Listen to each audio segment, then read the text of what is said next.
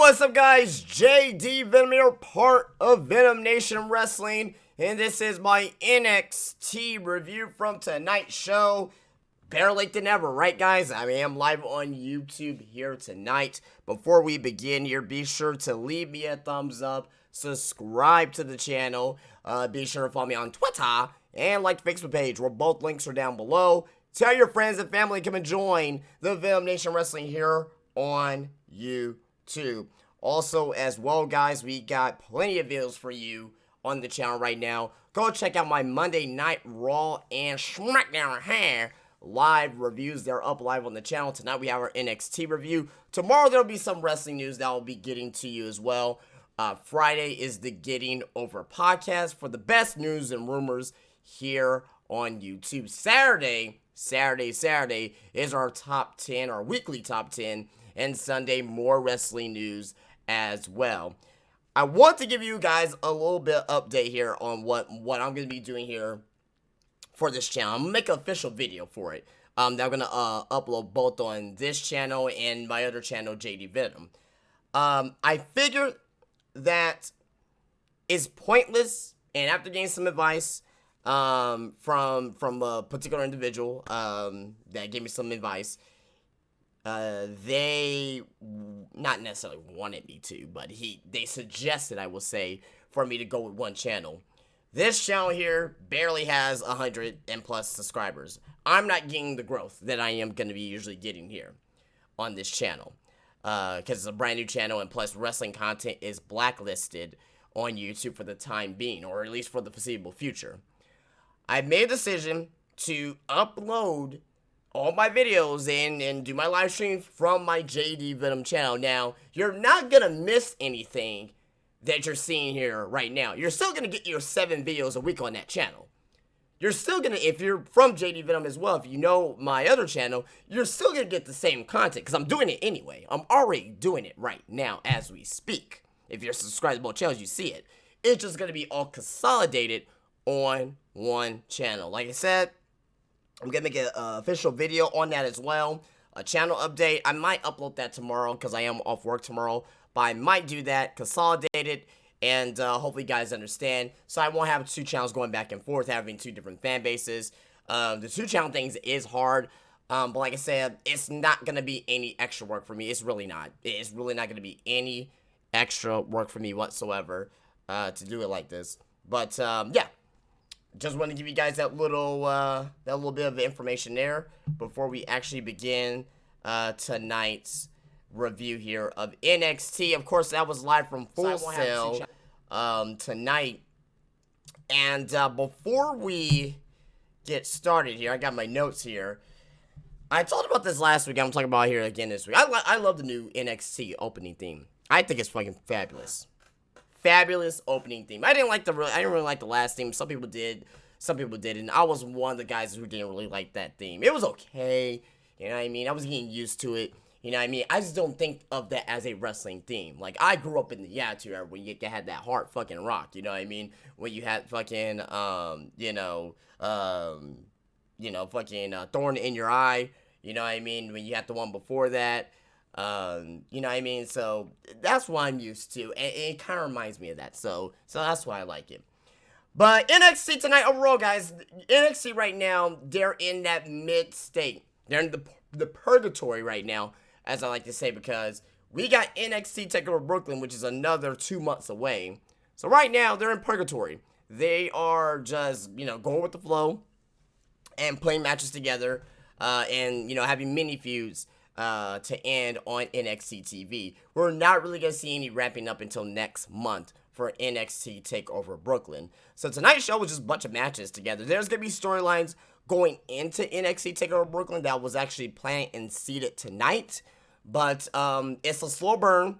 I'm not expecting every single show every single week from NXT to be fucking great, but it's still better than where the fuck we're going to be getting on Monday Night Raw, and most of the time on SmackDown every Tuesday, because only 1 hour. 1 hour is a very easy watch, and plus it's on the WWE Network as well, so it's not live, I just spent, I didn't watch it live at 7 o'clock, I waited till around like 8 o'clock to start watching it, because I was watching a little bit of the NBA Finals too, so So that explains why I'm late with this review here tonight.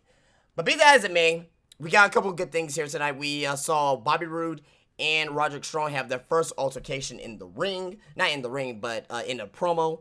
And basically, they're trying to build Roderick Strong to be the next number one contender for Bobby Roode's NXT title. That could be at NXT TakeOver Brooklyn, most likely, possibly. Also, as well, we've seen Hideo Itami in the stages of him turning heel. People say he may have turned heel tonight. I would tend to agree with that. They may have turned heel tonight. Right now, he's just very frustrated that they didn't win the NXT Championship at NXT TakeOver Chicago. But be that as it may, Hideo Itami, he is going to go heel. He is going to go heel. But there's really no explanation there yet on why he's going to be going heel. So, he's going heel. So, I'm not going to argue that with anybody that wants to talk about that in the chat or in the comments. But it's just not there fully yet. Next time we see him on TV, if we get explanation, if we get, if he does more heel tactics, okay, I'm convinced. I have to see multiple, multiple iterations for me to believe that he's fully fledged heel. Right now, I would say that, a good high chance, 90% chance that he is turning heel. But yeah, that's pretty much what NXT was about. Pretty much, Hideo Itami really on his heel, starting his heel journey, and also as well Bobby Roode and Roderick Strong, beginning their little feud as well, possibly for the NXT Championship. Also as well, we saw some good matches here tonight. We saw Peyton Royce in action. We saw Heavy Machinery in action, and we also saw our main event of Killian Dane versus No Way Jose. So, let's start with the Begin Tonight show here. We start off immediately with the match. That's why NXT is great. They just get right into the action. They do not bullshit around because they only have 1 hour. They can't bullshit. They can't bullshit around. We saw the Heavy Machinery, Tucker Knight and Oz Dosovich versus Victor Andrews and Lars Sullivan. If you remember Lars Sullivan, that was that big Snitsky looking guy with the bald head and the and the tights. Actually, he's more girthy than Snitsky, but you guys get my point. We saw him attack his tag team partner. It was before NXT TakeOver Chicago, I remember, but it was a few weeks back, last month sometime. And after the match ends, they're trying to build Lars Sullivan as, I guess, a bully, as a new heel, someone that beats up his tag team partners after every match. So I'm not too sure on how much longer this is going to go on. I can see it go on maybe one more time. Then after that, they're probably going to ask why he's doing it. And he's probably going to make some type of promo. Say, I'm going to make my mark at NXT. There you go. He's going to be built up. And maybe have a one-on-one match with somebody, maybe a jobber at NXT TakeOver Brooklyn. But they went up against Heavy Machinery here tonight. And Lars was looking very impressive, especially against Tucker Knight.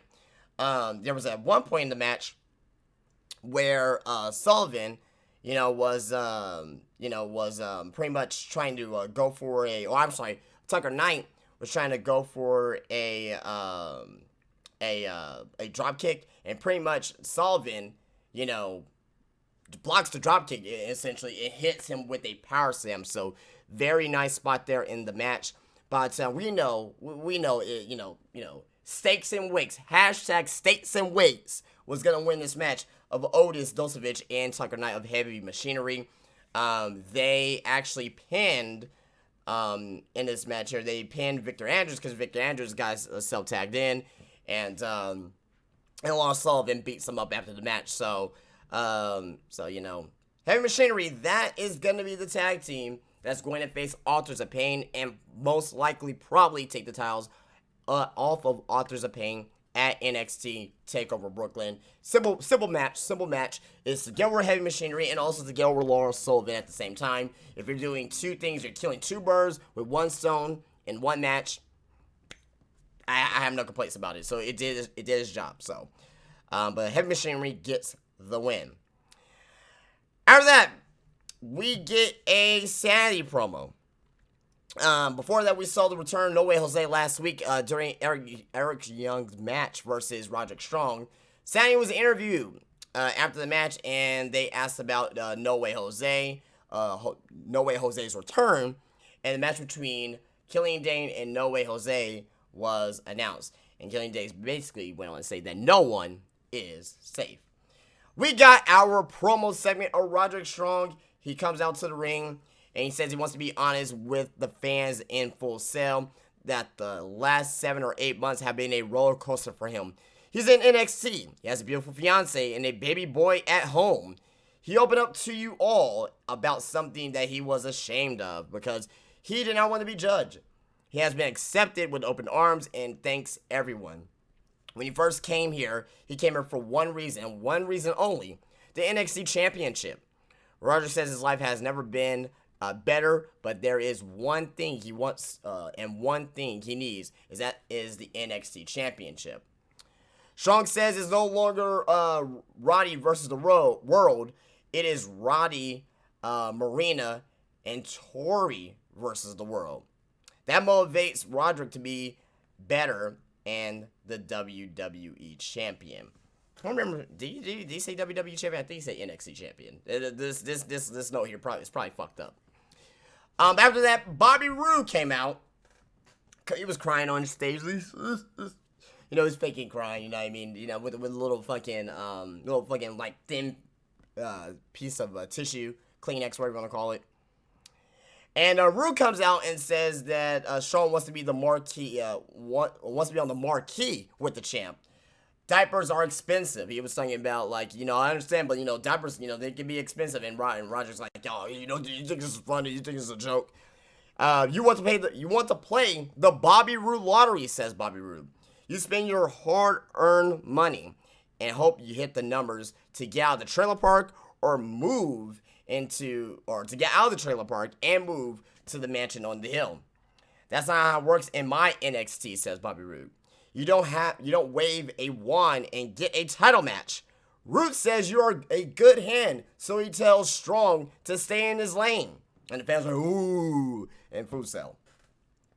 Maybe one day they can take a selfie and you can show to your little guy, here he is, the champ, and your dad. Bobby Roode was being such a prick heel right here. He was being such a prick heel right here.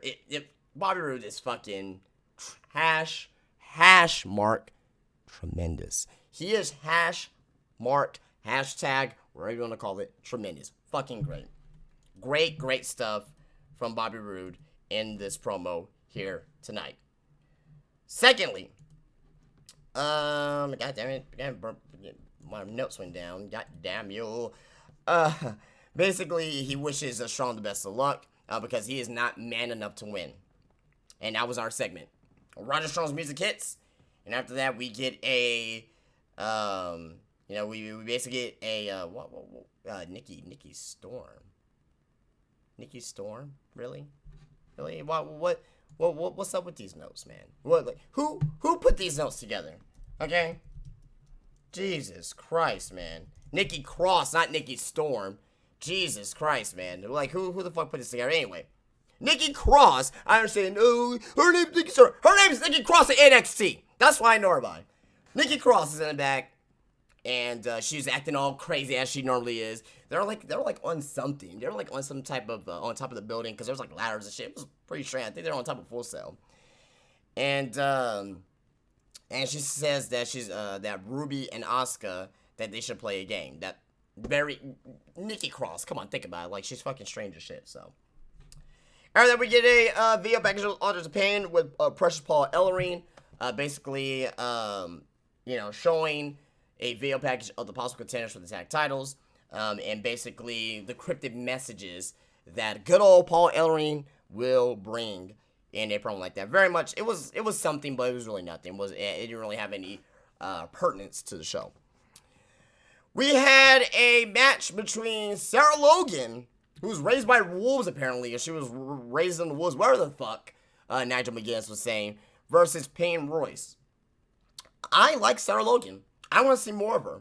I believe that she's going to be used in the women's tournament because she's pretty decent. I want to see more of her. I do want to see more of her. She had a great theme song. I mean, for somebody who was going to jump to Payne Royce, you know what I mean? She had a fucking awesome theme song. Like this fucking metal rock you know what I mean? Fucking growling voice. I mean, I love wrestling themes like that. That's why I like the NXT thing. That's why I like CM Punk, this Fire Burns theme. If I can't understand what the fuck you're saying, and there's a rock beat to it, I like it. So there you go. Can't understand the goddamn thing that they're saying in that song, but I like it. I like it. I'll give it that. We're up against Peyton Royce with Billie Kay. Peyton Royce, she's not on the top 5 Bay list, but she can get it. That's all I can really say. She can get it. Basically, this match was a back and forth action between Peyton Royce and Sarah Logan. At one point, there was a nice Shine Wizard, like a sliding knee strike or Shine Wizard by Sarah Logan to Peyton Royce. And also Peyton Royce and Billie Kay, they got new theme music now. It's kind of, I don't like it. I like the other one better. I mean, they're both horrible. I don't like their theme music because it sounds so generic to me. But I don't like it. I don't like this theme song over the last one. So, but that's like, that's like saying like the shit that I took yesterday is better than the shit that I took this morning. It's still shit at the end of the day, in my opinion. But there you go. But yeah, basically, Peyton Royce was going for the Eddie Guerrero, Three Amigos, then did a snap, Death Valley driver for a 2 count, and at the end, Royce comes back with a boot to the head, followed by a beautiful fisherman suplex, a beautiful perfect plex. It was very low to the ground. Mr. Perfect used to like kind of like raise him up and kind of like a hangman's fisherman suplex, or sometimes it was very quick. Hers was like so quick, like there was like no space between the mat and her. It was pretty damn good. I liked it. I like her fisherman suplex. For the 1-2-3 pinfall, and Peyton Royce goes on for the win. They gotta keep Peyton Royce and Billie Kay strong because they're gonna be called up to the main roster soon. I don't really see them really doing anything as far as winning the women's championship at NXT. But it's going to be one of those instances where you just want to keep her strong. Kind of like Alexa Bliss. I can see Peyton Royce or Billie Kay. More Peyton Royce to win the WWE Women's Championship either on Raw or SmackDown. I can definitely see that. And if that happens, you know where you heard it here first. This will be on the Vim Nation Wrestling channel. This channel is going to be debunked after like next week. But if you hear it, you heard it from me here. Okay? And that's for sure. After that, we've seen Andrade Cien Almas shows the recap of his loss to Cesar Bononi last week. And they showed last week's footage of him leaving Full Sail after the match. And he was confronted by a woman, and it's not just a woman.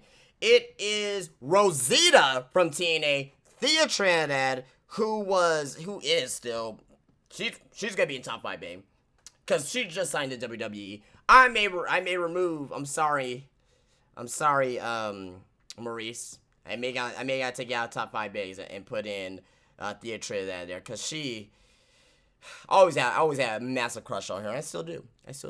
I mean, she's, Austin Aries is a very lucky man. That's all I'm gonna say. But she slaps the taste out Almas's mouth and says that this is what he's all about. So I don't know if they're gonna try to put up the role that she knows him, that they have a relationship or something in the past, or if she's gonna. I think that she's gonna become his manager.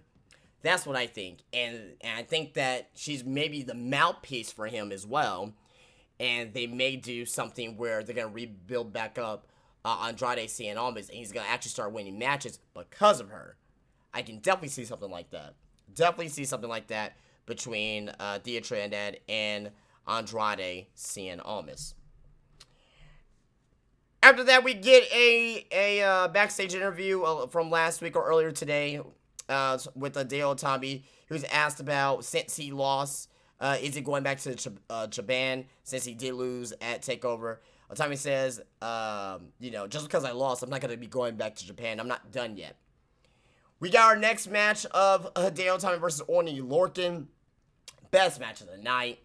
Oney Lorcan, we know that he is a strong hitter. So is Hideo Itami. They were building this up, that this was going to be a very strong style type match. Oney Lorcan at one point was doing, chops and face slaps to Itami. Itami wasn't even selling it. You know what I mean? Itami was bringing in that Japanese, that Japanese pride, that Japanese urge, that Japanese will into the match here. And at one point, we see Hideo Itami hit the GTS on Oni Lorcan. That was one. He hit two more after that. He hit three GTSs. Three GTSs on Oni Lorcan. The heel persona was coming out of Hideo Itami in this match. It got so bad to a point that Cassius Ohno came out to the ring because Itami was going for a 4 GTS. And Cassius Ohno comes out to the ring to try to talk some sense into Itami. Itami pushes Ohno away. Ohno pushes Itami. And Itami just leaves the ring. Very heel-like tactics from Hideo Itami. As I mentioned, I believe he is turning heel. I believe it's going to happen. I just want to see one more altercation between him and Ohno. Obviously, they're going to have a feud and a match going into Brooklyn, TakeOver Brooklyn. But I just want to see one more thing or an explanation on why he's being so aggressive. I know why he's being aggressive. I totally understand why. I mean, you're frustrated, you've been losing matches, but I want to see one more explanation to be like, okay, that's the moment where Hideo Itami actually turned heel. But other than that, it was no contest. Drew McIntyre is going to be on next week's NXT, so there you go. Irmu is in the back and it was asked about the women's title match next week because we're going to get a triple threat match between Nikki Cross, Asuka, and Ruby Riott next week for the NXT Women's Championship. Ember says that her first chance at the NXT title, but she lost it. She got another chance in Chicago, but she was out with an injury. Ember says she needed to figure out who she is. She will deal with Billie Kay and Peyton Royce first. Ember says her next opportunity at the NXT Women's title will be the opportunity. Ember Moon, she needs to get better on the promos. And I didn't say this about Roger Strong. Roger Strong needs to get better on their promos as well. That's what sucks about some people in wrestling. They are like great performers, but shitty promos. Jerry Lynn, Lance Storm, you know what I mean? Like, those guys weren't too good in the promos. Daniel Bryan, he can't be, well, he was always decent. He wasn't fantastic, but he was always decent in his promos and a fucking fantastic wrestler. Bret Hart, I don't give a fuck what anybody says. Bret Hart, great wrestler, crappy promo. He was a crappy promo. Except 97 Bret Hart. You know, I mean, fucking Hart Foundation, anti-American Bret Hart. Great stuff, but it's easier to do a good promo as a heel over a face. If you have great promo skills, you can do it as a face or a heel. You can always go out there and like bash and do shit as a fucking heel. In my opinion, I think it's more easier to cut a promo as a heel than a face. Let me know what you think about that in the comments. But yeah, that's what happened, and saying that that's gonna be her next opportunity at probably most likely NXT TakeOver Brooklyn. Right now, they're gonna try to build up Ember Moon to beat Asuka. I will not have it happen. I will actually have Asuka vacate the title, and then have Ember Moon win the title in a tournament. You know what I mean? That'll be something I want to see. Our main event tonight was No Way Jose versus Killian Dane from Sanity. I don't know if this is a new theme for Killian Dane. Someone let me know in the comments, but I believe it's my first time in hearing Killian Dane's version of the Sanity theme. It has that Irish, that Irish, but it's still the Sanity theme. It has like the bagpipes in the back too. So, really? I guess it's kind of like bagpipes. I don't know. Do Irish people do the bagpipes? I know Scottish people do. I don't know about Irish people, but whatever. Whatever. But it had that Irish, that Irish flavor to it.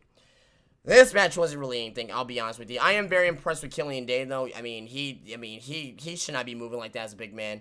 He reminds me of the Big Show when the Big Show was back in 1995-96 doing drop kicks off the top rope. This guy, as he's doing drop kicks, doing running cross bodies, looking very, very, very good in this match. No Way Jose, you know what we're going to get out of him. He's just more of a fun-loving character. He's not really anybody that actually takes seriously in the ring. Killian Dane beats No Way Jose with his version of the One-Wing Angel of the Ulster Plantation for the 1-2-3 pinfall with a decent main event. Overall, guys, NXT was a decent show. It wasn't fantastic. It wasn't great. It wasn't bad either. It wasn't shitty. But it was just a show that is just to get us, you know, we're crawling right now. We're in the crawling stages of build-up to NXT TakeOver Brooklyn. Probably within the next 2 weeks, we're going to start walking. Then another 2 weeks after that, we're sprinting towards NXT Brooklyn. So right now, we're in the crawling stages, and I'm fine with it. I'm fine with the show tonight. You know, I wasn't bored with it at all. Everything's an easy watch with NXT as is, and they never really put on a bad show. I never ever said anything like this show was bad tonight. You know what I mean? From NXT. You'll probably never ever will see that just because it's a 1 hour format, and the 1 hour that they put on there is quality, and it's pre-taped too, so they have time to get that quality in there with the promos and things of that nature. If you don't get a fantastic or really fantastic match, you will at least get a decent to great promo. So, you know, but tonight, decent show. Can't wait for next week. So, that's it. Alright, guys, well, that's it for me. Again, NXT was decent tonight. Be sure to leave me a thumbs up on the way out here. You don't have to subscribe to this channel.